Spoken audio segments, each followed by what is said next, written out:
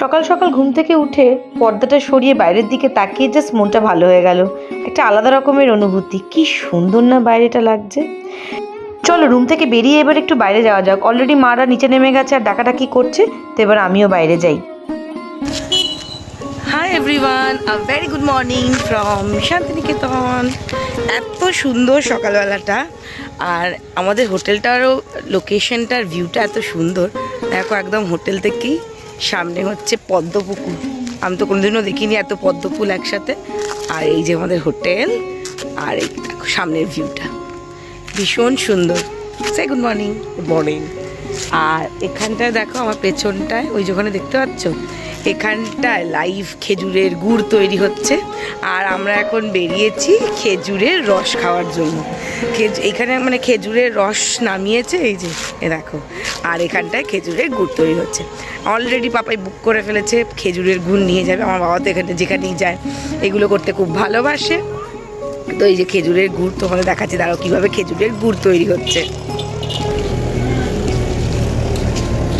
এই দেখো কি সুন্দর খেজুরের রস থেকে খেজুরের গুড়। সকালবেলা ওরা গাছ থেকে খেজুরের রসটা পেরেছে, পেরে এখন এখানটায় জাল দিয়ে খেজুরের রস থেকে খেজুরের গুড় তৈরি করছে। এই যে এখানে মাটির হাঁড়িগুলো দেখছো, এই হাঁড়িগুলোতে করেই খেজুরের রস খেজুর গাছ থেকে নামানো হয়। আর এখানে দেখো সবাই এখন গ্লাসে গ্লাসে করে খেজুরের রস খাচ্ছে। এই দেখো বাবাই আজকে জীবনে প্রথমবার খেজুরের রস খাচ্ছে। আমি এর আগে খেয়েছি একবার মামা বাড়িতে। আগেরবার আমার খুব যে ভালো লেগেছিল তা নয়, তো এবার আরেকবার ট্রাই করি। ফোন নম্বরটা নিয়ে নেবে, সামনে যদি কাটে।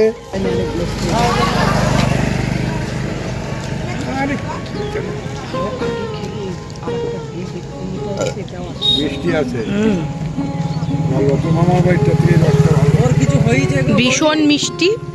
আর আগের বারের থেকে এইবারের এক্সপিরিয়েন্স কিন্তু আমার ভালো, খুব মিষ্টি। এই দেখো খেজুরের রস। এই যে আমার বাবাকে দেখো সেলফ সার্ভিসই করে দিচ্ছে। দাও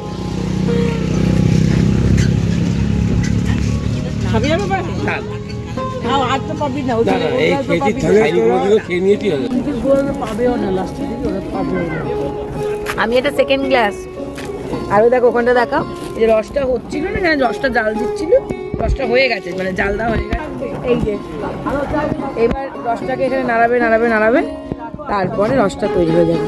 হয়ে গেছে এটা তৈরি, ঠান্ডা হলেই হলো। শুধু খেজুরের গুড় আর রস নেই, যদিও খেজুরের গুড়। আমার এই ঝোলা খেজুরের গুড়টা খুব ভালো লাগে। মানে ঝোলা গুড় মানে আমি যেটা লিকুইড হয় খেজুরের গুড়, সেটা আমার ভীষণ প্রিয়। আমি তো বাটি বাটি খালি খালি খেয়ে নিতে পারি, আবার এত ভালো লাগে। আর এই ঝোলা গুঁড়ো আমরা নেব, আর খেজুরের পাটালি গুঁড়ো আমরা নেব। এখন আপাতত এখানটা যেটা দেখতে পাচ্ছ এটা খেজুরের ঝোলা গুড়।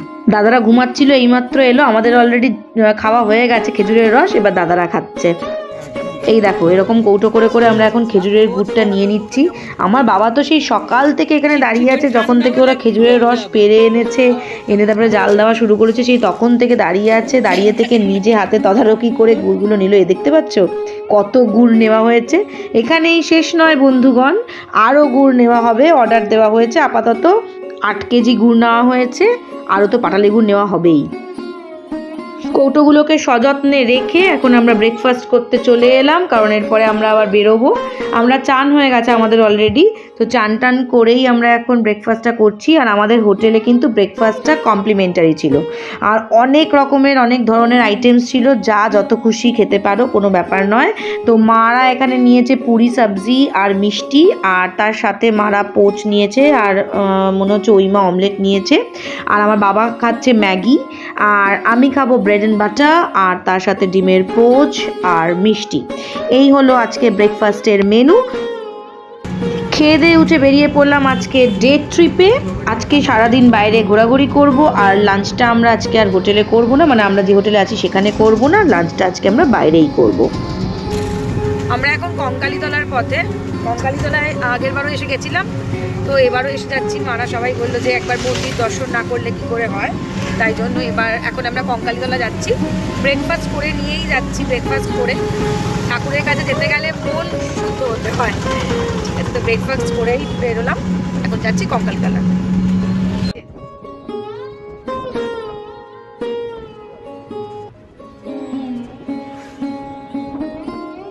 কঙ্কালীতলা পৌঁছে গেছি, পৌঁছে দেখছি এখানেও লম্বা লাইন, এখানেও ভিড় আছে, তবে খুব যে ভিড় তা নয়, লাইন তাড়াতাড়ি এগোচ্ছে। তো আমরা ডালা নিয়ে নিয়েছি পুজো দেওয়ার জন্য, আর এই যে লাইনে দাঁড়িয়ে পড়েছি। আমি একটু এখন ঘুরে ঘুরে ফটো তুলছি বলে বাবাই লাইনে দাঁড়িয়েছে, আর আমার ভিডিও করা হয়ে গেলে তারপরে আমি ডালা নিয়ে লাইনে দাঁড়াবো।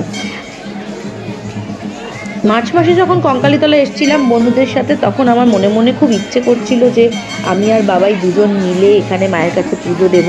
তো মনে মনে মায়ের কাছে বলেও ছিলাম যে দুজনে মিলে এসে পুজো দেব। তো সেই মনের ইচ্ছেটা আজকে পূর্ণ হতে চলেছে মায়ের কৃপায়।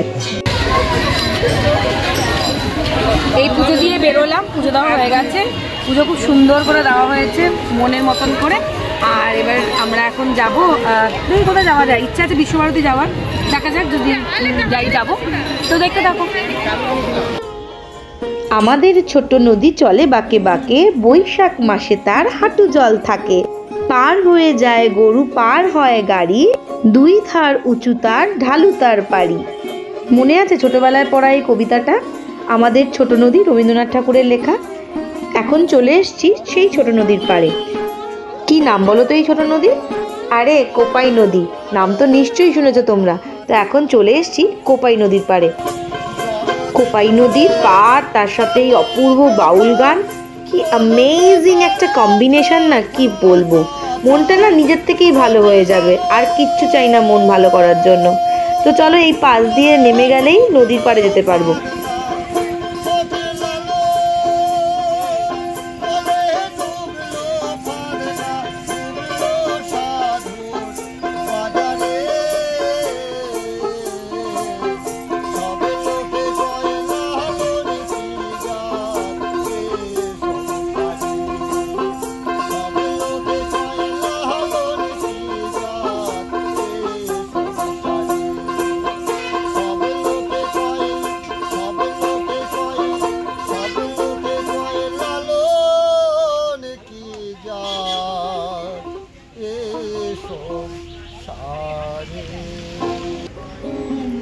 এখন আমরা এসেছি কোপাই নদীর তীরে।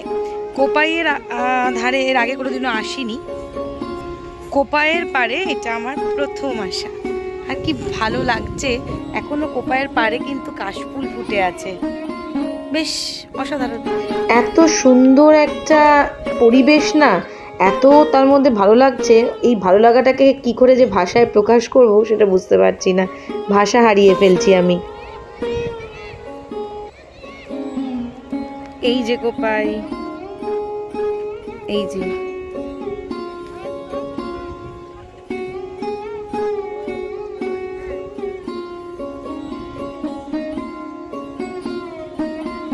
আর এখানে দেখো দীপঙ্করকে,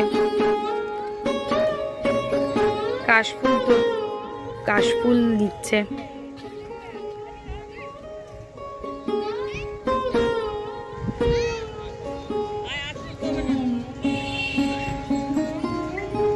এই ব্লগটাকে এখানেই এন্ড করছি। খুব শিগগিরই ফিরে আসবো আমাদের ফ্যামিলি ট্রিপের নেক্সট পার্টটা নিয়ে। এরপরে আমরা আরও অনেক জায়গায় ঘুরতে যাব, কিন্তু সবগুলো একটা ভিডিওটা দিলে ভিডিওটা অনেকটাই লেন্দি হয়ে যাবে, তাই জন্য এই ভিডিওটা এখানেই এন্ড করছি। খুব শিগগিরই ফিরে আসছি নতুন একটা ব্লগ নিয়ে। ততদিন সবাই খুব ভালো থেকো আর জুড়ে থেকো পাঁচফোড়ন বাই অঙ্কিতার সাথে। বাই।